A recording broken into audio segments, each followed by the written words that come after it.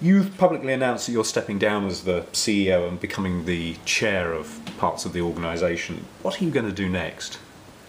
Yeah, so this is something I've been thinking about for a couple of years now, and an area which I've been very interested in for a couple of years. One of the things that's fascinated me is economics and how the world's sort of all tied together, and how something which happens thousands of miles away can negatively impact the lives of somebody far, far away from that. And for me, people get a raw deal in many cases. They could lose their job, lose their home because of an economic crash far, far away. And what we've seen over recent years with the spread of the internet and globalization is that people are less connected with their local communities than they used to be. People don't use local goods and services. They don't know their neighbours so well. They're not spending money in their local economies. And I think that lessens our resilience to these economic shocks. So Means of Exchange is a project which I started quite recently, which is designed to figure out how we use mobile technologies and social media to help reconnect people with their local communities, to get them shopping again in local shops, how we can drive business back and keep money within the community, and get neighbours together and get people together. So you were talking earlier about a cash mob. What's a cash mob? Yeah, so we have the first Cashmob in London today. A Cashmob is where you use social media predominantly to mobilise friends and neighbours and community members, and you all show up at a predetermined time at a shop, a locally independently run shop, and you spend about $10 or $15.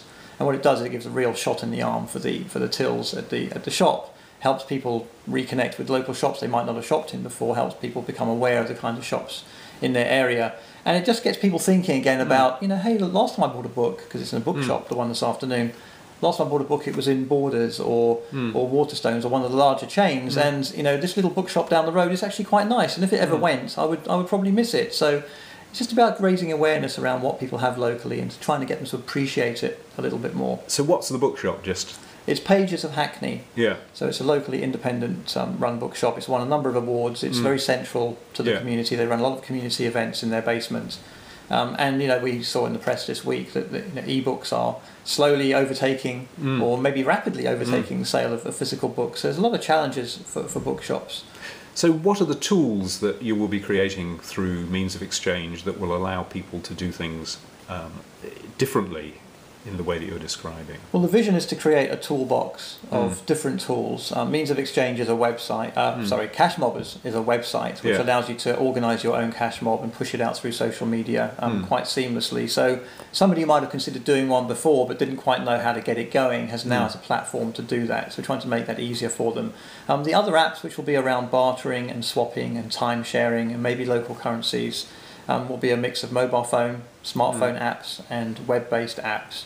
And like I say, what I'd love to do is have a toolbox of these, so that people that are interested in trying to build a bit of resilience, or they're reading about the Occupy movement or reading about economic collapses and feeling a little bit vulnerable and thinking, how do we reconnect locally with each other so that when really nasty stuff happens out there, at least we have each other and we can make use of each other's goods and services, and the plumber down the road gets more work rather than the plumber 50 miles away.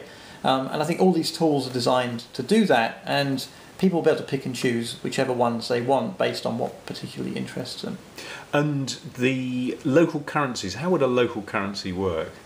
Yeah, the idea around local currencies is that you can only spend it within a number of local shops, and predominantly it's designed to keep cash in the local economy. So if you get change in, say, Brixton pounds or Totnes pounds. And these are local currencies that exist? Absolutely, yeah. There's a Brixton pound, Totnes pound, Lewis pound. There's a few in the UK, and there's a few around the world. Some have been very, very successful. Shops sign up to take these pounds, and when you get change in, say, a Lewis pound, you can only spend it in a Lewis shop.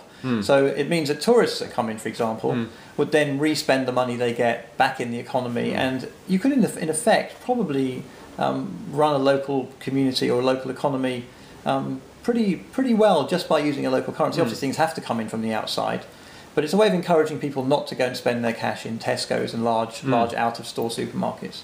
So how does online software and social media connect with the idea of, these are physical currencies you're talking about, these existing ones, so how does it connect with that?